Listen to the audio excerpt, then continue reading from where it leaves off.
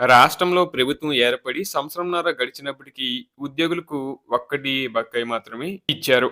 మేనిఫెస్టోలో ఇచ్చిన హామీలు ముఖ్యంగా 30% మధ్యంతర భృతి, కొత్త పీఆర్సీ ఇప్పటివరకు నెరవేర్చలేదనేది ఉద్యోగుల ప్రధాన ఆవేదన. ఇక వాస్తవానికి ప్రతి నెల 1వ తేదీన జీతాలు ఇస్తామని ప్రభుత్వం ప్రకటించింది. గత 2, 3 నెలలుగా కొంత ఆలస్యం అవుతున్నప్పటికీ 1వ తేదీన కాకపోయినా ప్రతి నెల 7వ తేదీ లేదా 8వ తేదీ లోపు జీతాలు క్లియర్ చేస్తున్నారని ఉద్యోగులు చెబుతున్నారు. ఇది కొంతవరకు ఊరటనిచ్చే విషయమే. అలాగే ఉద్యోగులకు చెల్లించాల్సిన బకాయిల పరిస్థితి ఎలా ఉందంటే 2024 జనవరి డిఏ ఇది ప్రకటించారు. అలాగే 2024 జూలై డిఏ ఇది పెండింగ్‌లో ఉంది. ఇక 2025 జనవరి డిఏ ఇది కూడా పెండింగ్‌లోనే ఉంది. అలాగే 2025 జూలై డిఏ ఇది కూడా పెండింగ్‌లోనే ఉంది. ఈ 3 డిఏ బకాయిలు దాదాపు 7.28% వరకు ఉన్నాయని అంచనా. ఇవన్నీ కూడా ప్రభుత్వం క్లియర్ చేయాల్సి ఉంది. అలాగే ప్రభుత్వం మేనిఫెస్టోలో ప్రధానంగా ప్రకటించిన హామీల్లో 30% మధ్యంతర భృతి ఐఆర్ ఒకటి.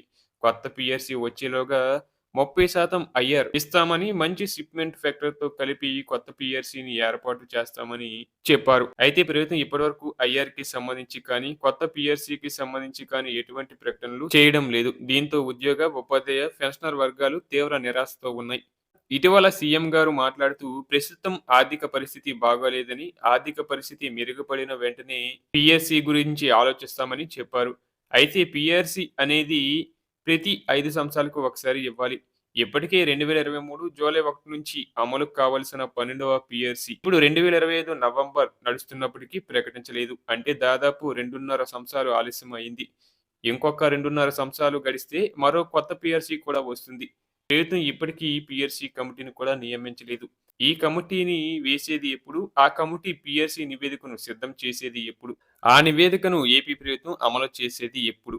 ఇవన్నీ చూసుకున్నట్లయితే పీఆర్సీ ఎప్పట్లో ఉండేలా లేదనేది ఉద్యోగుల అభిప్రాయం. ఇక ఉద్యోగుల ప్రధాన డిమాండ్లు ఏంటంటే పీఆర్సీ మాటేమో గానీ కనీసం ప్రతి 6 నెలలకు ఒకసారి ఇవ్వాల్సిన డీఏలను క్రమం తప్పకుండా ఇవ్వాలని ఉద్యోగులు డిమాండ్ చేస్తున్నారు. అలాగే పీఆర్సీ వచ్చేలోగా కనీసం 30% ఐఆర్ 2023 జూలై నుంచి వర్తించే విధంగా ఏరియర్స్‌తో సహా ఇవ్వాలని కోరుచున్నారు. ప్రభుత్వ ఉద్యోగులకు సంబంధించి ప్రభుత్వం వెంటనే పెండింగ్‌లో ఉన్న అన్ని సమస్యలను కూడా క్లియర్ చేసి, ప్రభుత్వ ఉద్యోగ వర్గాలకు, పెన్షనర్లకు అందరికీ కూడా వారి యొక్క ప్రయోజనాలు సక్రమంగా అందే విధంగా చర్యలు తీసుకోవాలని కోరుచున్నారు. వారి కష్టానికి తగ్గ ప్రతిఫలం ఎప్పుడు లభిస్తుందో వేచి చూడాలి.